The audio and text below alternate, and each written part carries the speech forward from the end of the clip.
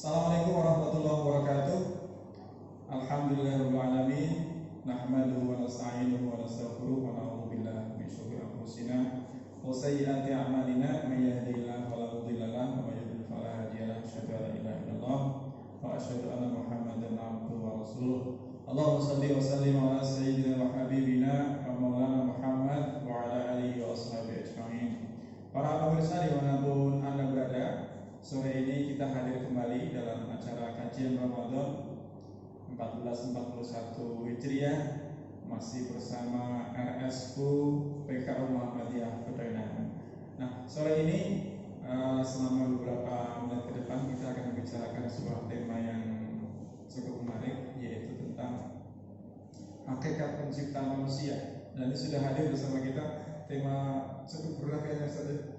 Sudah hadir bersama kita Ustaz Nasrullah, beliau dari bagian kerohanian RSU PKU Muhammadiyah Pedaingan. Assalamualaikum Ustaz Nas. Waalaikumsalam. Apa kabar hari ini? Alhamdulillah, sekarang agak sedikit begitu ya. Tapi puasa, tetap puasa kan Ustaz ya? Iya.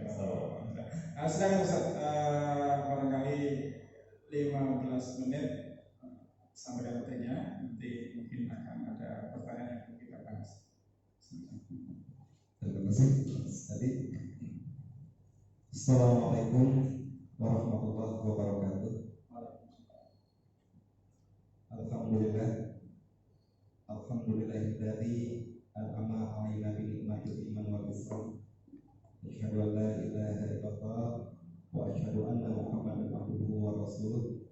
Allahumma shalli wa sallim ala nabiyyina Muhammadin wa ala alihi wa ashabihi ajma'in. Amma ba'd. Pertama-tama ini marilah kita panjatkan puji dan syukur kita dari Allah Subhanahu wa taala yang telah memberikan rahmat dan karunia kepada kita sehingga kita masih bisa diberi kesempatan untuk bertemu dengan bulan Ramadan, bulan yang agung, bulan yang penuh rahmat dan ampunan. Dan selawat serta salam juga semoga selalu tercurah kepada junjungan kita Nabi Muhammad SAW sebagai uswatun hasanah bagi kita, baik dalam perkataan maupun perbuatan. Baiklah, pada tema tadi yaitu tentang hakikat penciptaan manusia, dalam sebuah ayat menjelaskan bahwa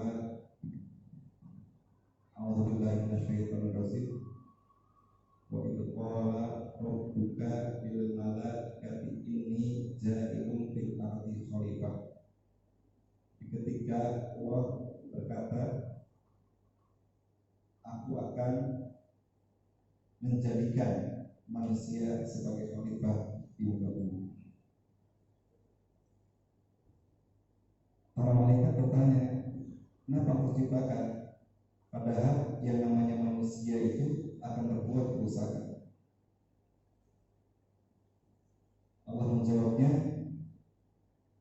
aku yang mengetahui akan semua itu. Jadi penciptaan manusia yang pertama yaitu sebagai khalifah, pemimpin. Pemimpin apa? Pemimpin bagi alam sekitarnya. Jadi manusia itu harus bisa menjaga lingkungan, menjaga kehidupan. Karena apa? Karena penciptaan manusia itu sendiri tidak lepas dari komitmennya untuk beribadah kepada Allah Subhanahu wa taala. Sebagaimana firman Allah, "Wa ma khalaqul jinna wal insa illa liya'budun." Dan tidak diciptakan jin dan manusia itu hanya untuk beribadah. Kata manusia atau jin itu sebetulnya diciptakan hanya untuk beribadah. Kenapa ada yang dinamakan dengan setan, iblis, itu sebetulnya hanya bentuk sifat. Sifat apa? Sifat dalam hal kejelekan, keburukan. Karena sesungguhnya jin itu tugasnya sudah jelas. Bahkan jin yang memiliki sifat setan itu sudah mengakui bahwa Allah itu ada. Tapi kenapa mereka bersifat seperti itu?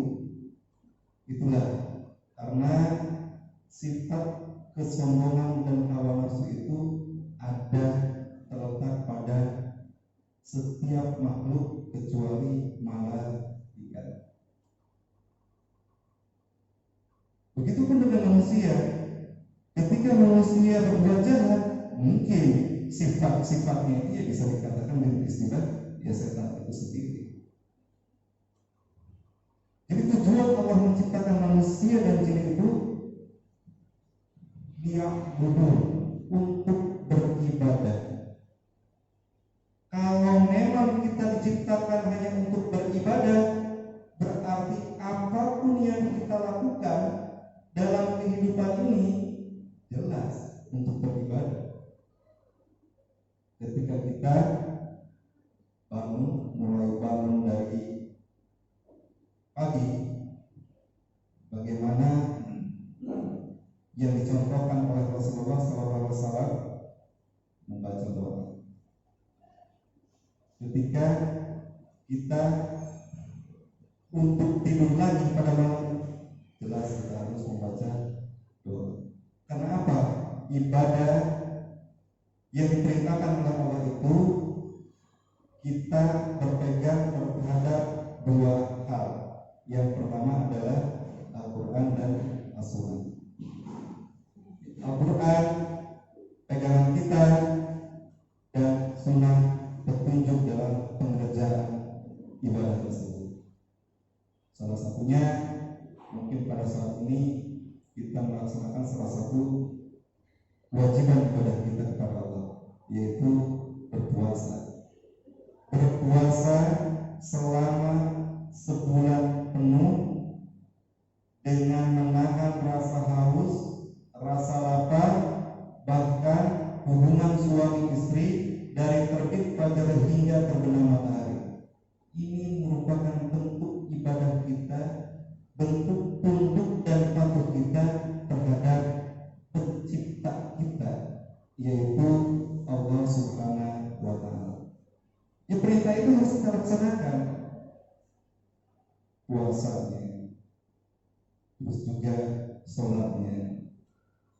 Walaupun sholat itu tidak terputus perintahnya, jika kita sholat lima waktu itu secara terus menerus, tidak terputus, sesibuk apapun kita, sesakit apapun penyakit yang kita derita, kalau masih akal ini ada fungsinya, jelas kewajiban melaksanakan sholat itu ada pada setiap manusia yang notabene-nya beragama Islam.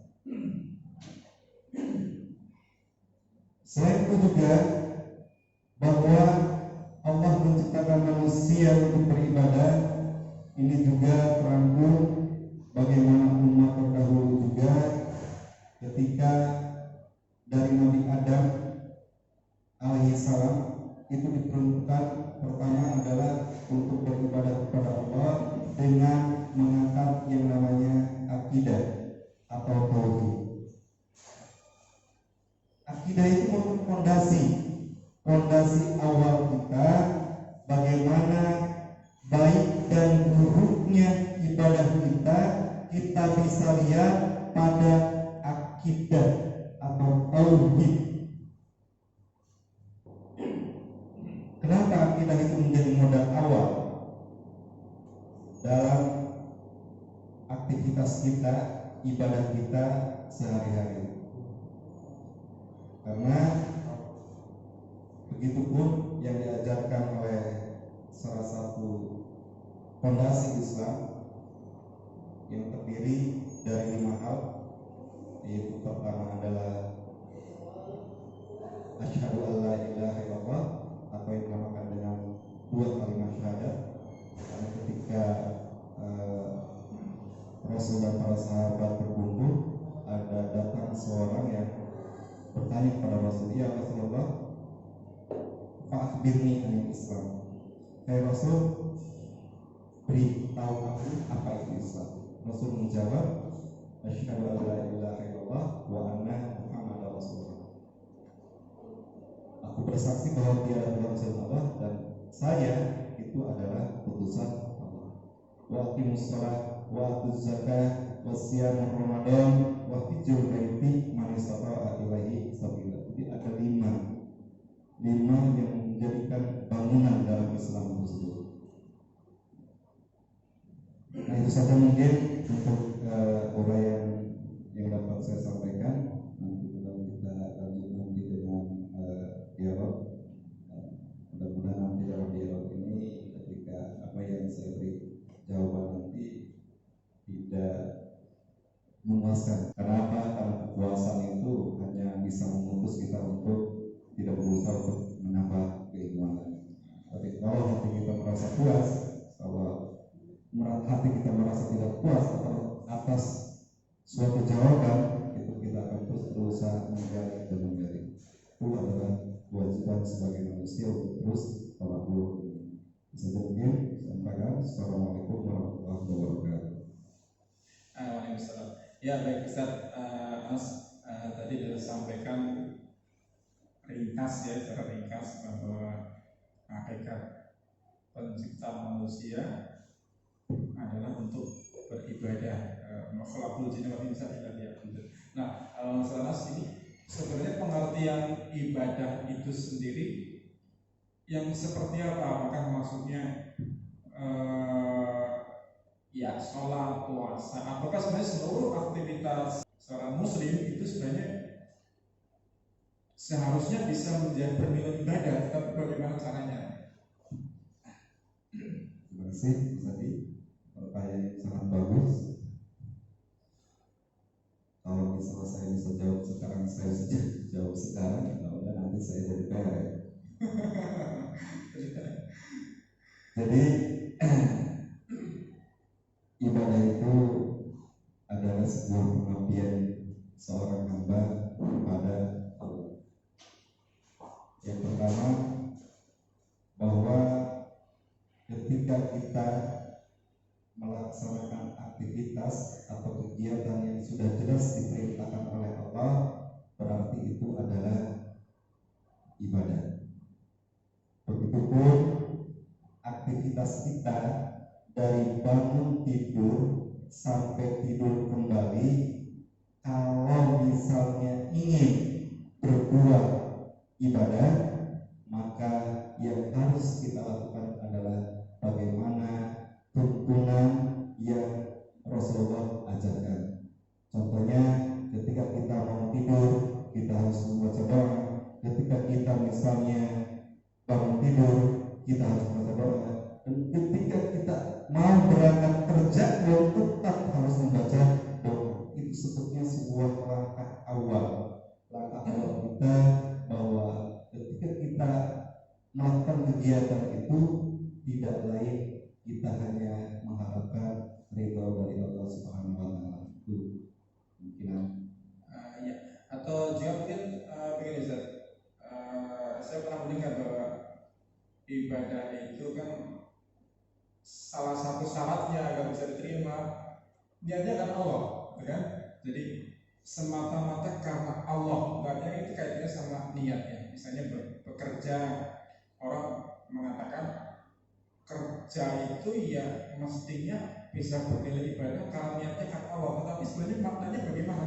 Jadi saya kerja untuk agar dapat gaji ya, agar untuk membelanjakan sesuatu untuk keluarga. Nah itu bagaimana bisa dikatakan kerja itu ya niatnya karena Allah gitu? Itu sebenarnya bagaimana kaitannya, atau kita menerapkannya seperti apa? Sebetulnya yang namanya manusia itu terbagi dua, ada roh, ada jasmani. ketika kita salah satunya itu bekerja, bagaimana ketika ingin menjadi nilai sebuah ibadah. Emang apa yang disampaikan oleh Mas Ali tadi, bagaimana niat kita. Kalau misalnya ketika kita bekerja, niat pertama mencari rezeki Allah untuk menghidupi keluarga kita, itu sudah termasuk ibadah. Kenapa? Niat kita itu mencari rezeki Allah, mencari keridhaan ya. Keridhaan Allah. Jadi ketika hari itu apapun yang kita dapati,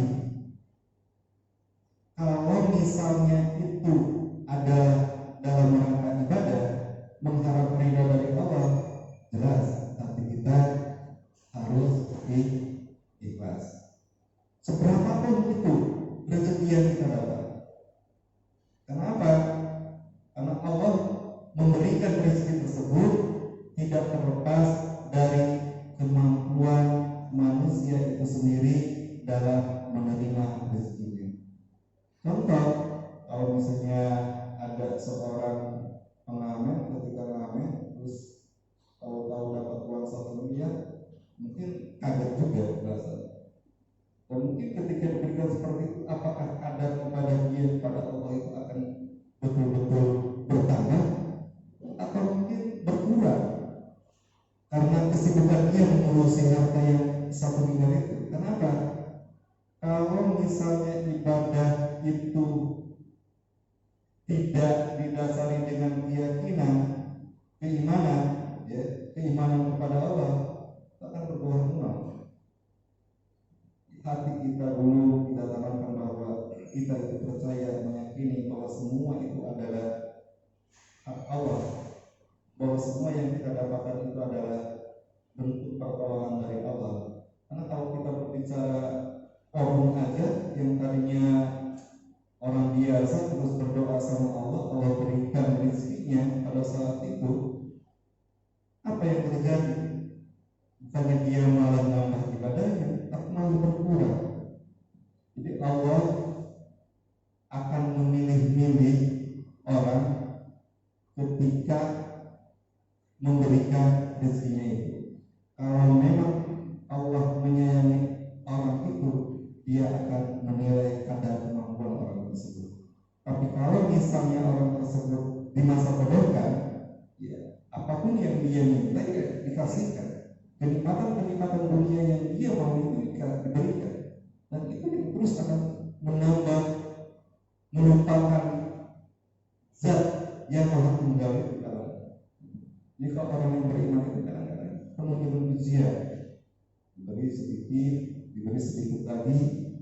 Padahal itu kalau kita syukuri, insya Allah Allah terus akan menambah nikmat tersebut. Itu mungkin rasanya. Ya, terima kasih Ustaz Anas. Jadi kalau boleh saya simpulkan ya, ini waktunya sudah sebentar lagi mau habis menjelang berbuka puasa.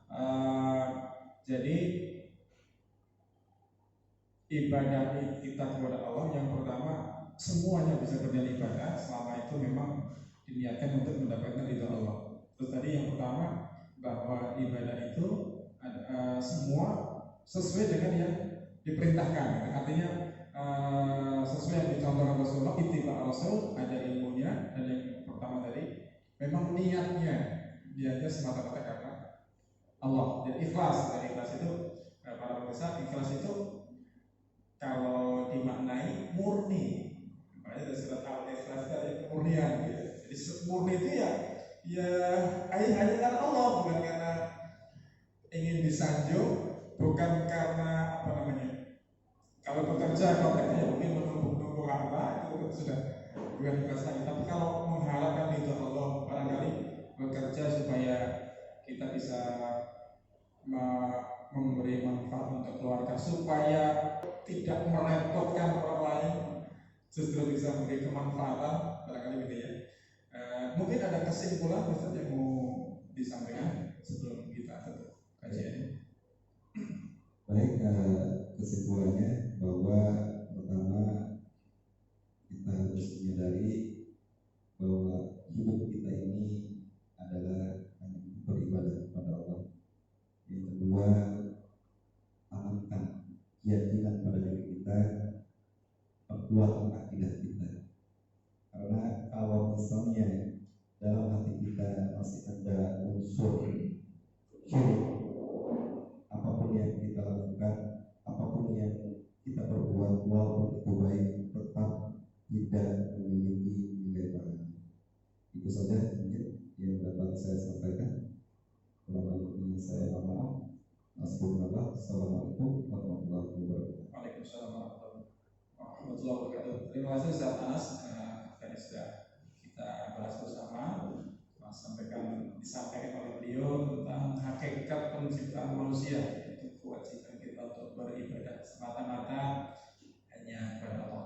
Baik para pemirsa dimanapun Anda berada, alhamdulillah waktu kita sudah habis dan menjelang berbuka. Selamat berbuka puasa. Semoga ibadah puasa kita diterima Allah Subhanahu wa taala, dan jangan lupa terus saksikan kajian bersama LSUPK Muhammadiyah Berdaulat di jam yang sama di channel YouTube LSUPK Muhammadiyah Berdaulat dan juga fanpage PKU Muhammadiyah Berdaulat. Terima kasih. Bila taufiq wal hidayah. Wassalamualaikum warahmatullahi wabarakatuh.